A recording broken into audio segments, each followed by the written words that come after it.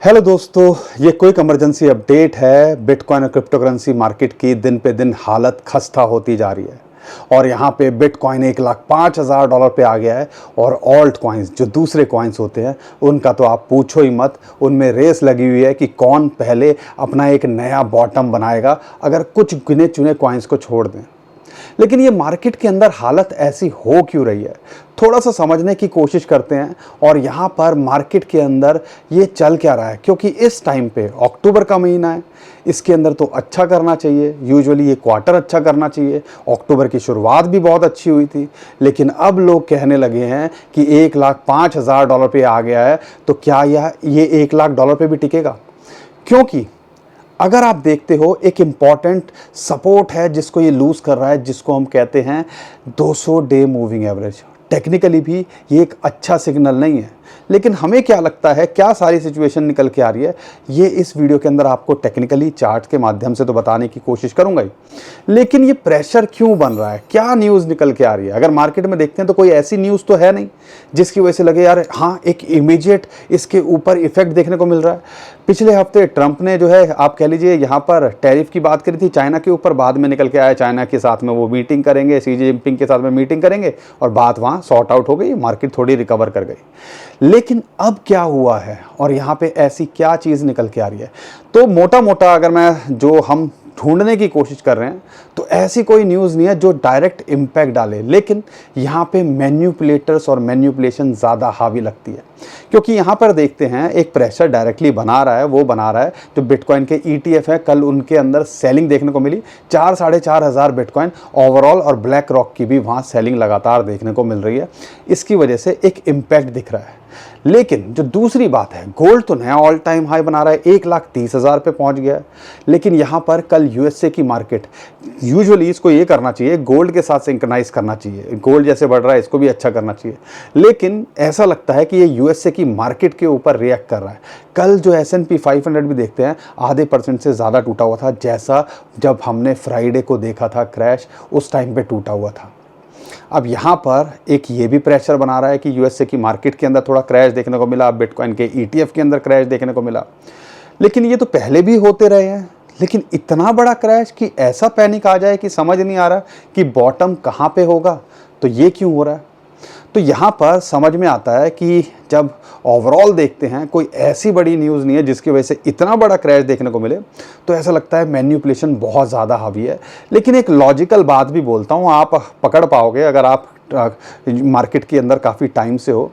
जब भी कोई ऐसा मेजर क्रैश होता है, जैसा हमने पिछले हफ्ते देखा था, बिटकॉइन भी $1,02,000 पे आ गया था बाइनेंस पे, लेकिन बड़े बड़े एक्सचेंजेस पे ऑलमोस्ट 200 डे की मूविंग एवरेज जो थी ऑलमोस्ट 1,06,000, वहाँ ये मेंटेन या रेस्पेक्ट कर पाया। लेकिन यहाँ पर अगर आप देखते हैं, जब भी ऐसा क्रैश होता है तो मार्केट एकदम से रिकवर भी करती है, कोशिश करती है जल्दी से रिकवर करने की। लेकिन फिर कुछ दिनों के अंदर वो दोबारा से उसको कैचअप करके वहीं आने की कोशिश करती है, ताकि फिर एक बड़ा मेजर मूव लिया जा सके, और यहाँ खाली करने की कोशिश करती है। अब आप समझे मैं क्यों बोलता हूँ फ्यूचर ट्रेडिंग को अवॉइड करना चाहिए? क्योंकि यहाँ पर स्पॉट पे हो तो तब भी आपको कोई फ़र्क नहीं पड़ रहा था। आज मार्केट आज ऐसी हो गई है, तब भी कोई नहीं फ़र्क पड़ेगा। लेकिन यहाँ देर सवेर में रिकवर हो जाएगी। लेकिन अगर आपके पास फ्यूचर ट्रेडिंग होगी, लीवरेज ट्रेडिंग कर रहे होंगे, तो यहाँ कोई सुनवाई नहीं है। पिछले हफ्ते भी लोगों का माल लूटा, और आई एम श्योर जिस हिसाब से लिक्विडेशन का डाटा निकल के आ रहा है, 200 ऑलमोस्ट कह रहे हैं कि 200 मिलियन, 250 मिलियन जो डॉलर है, वो तो पिछले 1-1.5 घंटे के अंदर लिक्विडेट हुआ है। जब ये मार्केट क्रैश हुआ है 1,09,000, 1,10,000 से $1,05,000। तो यहाँ पे इसीलिए कहते हैं अवॉइड करना चाहिए।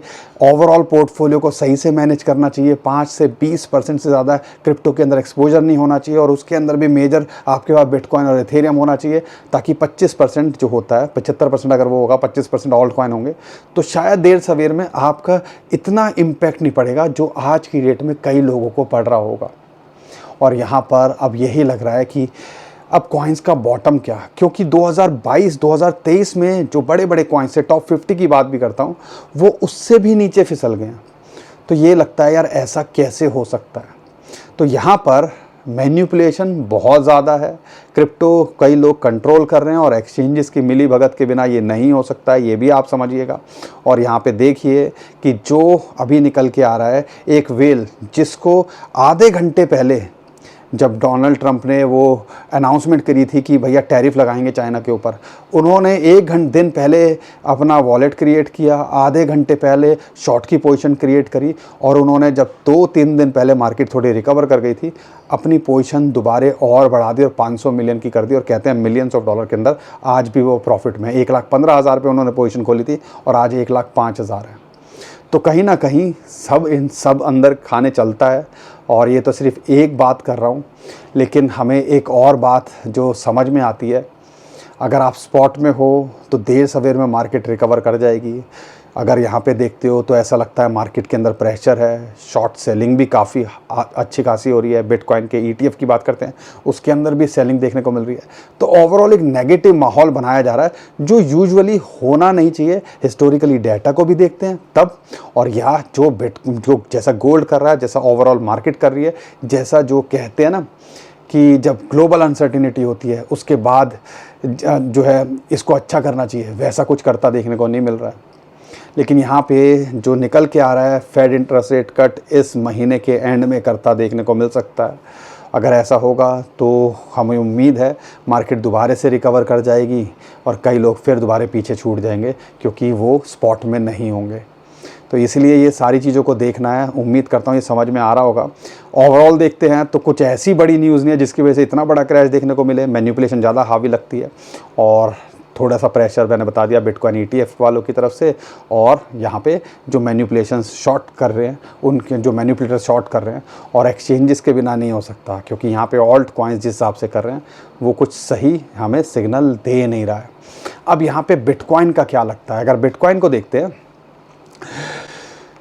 2-3 इंपॉर्टेंट सपोर्ट थी।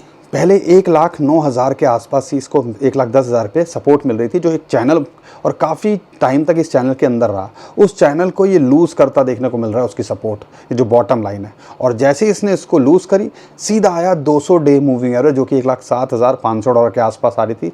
कल वहाँ तक आया, उसको टेस्ट किया, दोबारा 1,09,000 गया और अब उसको इम्पॉर्टेंट सपोर्ट को लूज़ करता देखने को मिल रहा है। अब यहाँ पे एक सवाल निकल के आ जाता है कि क्या ये इंपॉर्टेंट सपोर्ट है? अगर ये लूज़ करता है तो बेयर मार्केट के अंदर हम चले गए हैं, या यहाँ पर इसके नीचे आ गया तो बेयर मार्केट के अंदर चले गए हैं? इसकी कंफर्मेशन तब आती है जब ये मंथली कैंडल इसके नीचे क्लोज करे, या यहाँ पर हमें ये लगातार प्रेशर में देखने को मिले और $1,00,000 के नीचे आए। तो फिलहाल के लिए अगर टेक्निकली भी देखते हैं तो ये अच्छा सिग्नल नहीं है, लेकिन अभी इमीडिएटली डिसीजन बना लेना वो कोई समझदारी नहीं है, क्योंकि वीकली कैंडल इसके ऊपर क्लोज होती है तो सब ठीक है। अगर यहाँ पे मंथली कैंडल इसके ऊपर क्लोज होती है सब ठीक है, क्योंकि हिस्टोरिकली देखते हैं जब भी इसने ऑल टाइम हाई बनाया है और बेयर मार्केट में नहीं है, बुल मार्केट के अंदर है, तो इसको इसने रीट्रेस जो है टेस्ट तो किया है, लेकिन वहाँ उसके नीचे क्लोज नहीं किया है। और ये मैं पहले कितनी वीडियो के अंदर बता चुका हूँ कि ये एक इम्पॉर्टेंट सपोर्ट निकल के आता है। तो हमने उस नज़रिए से भी देखना है, क्योंकि 200 डे मूविंग एवरेज को लेके कई लोग बोलते हैं यार इसके नीचे क्लोज हो गया तो सब कहानी ख़त्म। ऐसा नहीं होता है। और यहाँ पर एक इम्पॉर्टेंट सपोर्ट अब क्या निकल के आती है? वो निकल के आती है फिबोनाची की रेशियो है, और एक साइकोलॉजिकल है $1,00,000। अभी तक पिछले 3-4 महीनों के अंदर इसने इस सपोर्ट को लूज़ नहीं किया है। तो जब तक यहाँ है तो अब ये एक आखिरी उम्मीद लगती है, और उम्मीद करते हैं इसके ऊपर ये मेंटेन करने की कोशिश करे और इमीडिएटली $1,07,000 के ऊपर आ जाता है, 200 डे मूविंग एवरेज के ऊपर आ जाता है, तो लगता है कि एक राहत की खबर होगी।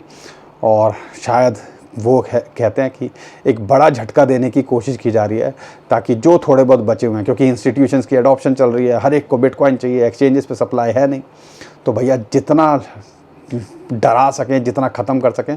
और ये सिचुएशन हमने कई बार देखी है। अब लगता है कि इसके आगे क्या, अब तो सब ख़त्म है, और फिर देखते हैं 2-4 महीने बाद कि सब कुछ ठीक है। तो डिसाइड आपको करना है। बाकी इथेरियम की बात करते हैं, $3350 से $3500 के ऊपर एक सपोर्ट है। अगर यहाँ मेंटेन करता है नथिंग टू वरी, और अगर यहाँ से बाउंस बैक करता है तो आप कह लीजिए ये लेवल के आसपास एंट्री के लिए देखा जा सकता है। बिटकॉइन के अंदर $1,00,000 या इस लेवल के आसपास एंट्री के लिए देखा जा सकता है। मुझे पता है ज़्यादातर लोगों के पास कुछ होगा नहीं। और अगर सोलाना को देखते हो तो ऑलमोस्ट 200 डे मूविंग एवरेज की सपोर्ट सपोर्ट के आसपास है, $170 के आसपास, इसके ऊपर भी फोकस किया जा सकता है। बाकी अगर एडीए की बात करते हैं $0.6 एक अपॉर्चुनिटी की तरह लगता है। ऑन्डो की बात करते हैं $0.65 के आसपास एक अपॉर्चुनिटी की तरह लगता है। अगर मैं बात करता हूँ यहाँ पे सुई ऑलमोस्ट $2.3 एक अपॉर्चुनिटी की तरह लगता है। XRP $2 के आसपास एक अपॉर्चुनिटी की तरह लगता है। लेकिन वही है कि जब हालात ख़राब होती हैं तो अपॉर्चुनिटी कम, दिल की धड़कनें ज़्यादा बढ़ाते हैं सारी चीज़ें, और ऐसा लगता है कि बस यार जो है उसी से निकल जाएं। बाकी दोस्तों हम तो कोशिश कर रहे हैं, जो भी इंपॉर्टेंट अपडेट और निकल के आएगी हम करने की कोशिश करेंगे। और तो हमारे साथ बने रहिए। चैनल पर पहली बार आए तो चैनल को सब्सक्राइब कर लीजिएगा, वीडियो को लाइक और शेयर किए बिना मत जाइएगा, और चैनल को सब्सक्राइब ज़रूर कर लीजिएगा ताकि कुछ भी इमीडिएट आता है तो मैं आपके लिए वीडियो बना सकूं और आप उसका फ़ायदा उठा सकें। अभी के लिए विदा लेता हूं। खुश रहिए, मुस्कुराते रहिए, कमाते रहिए।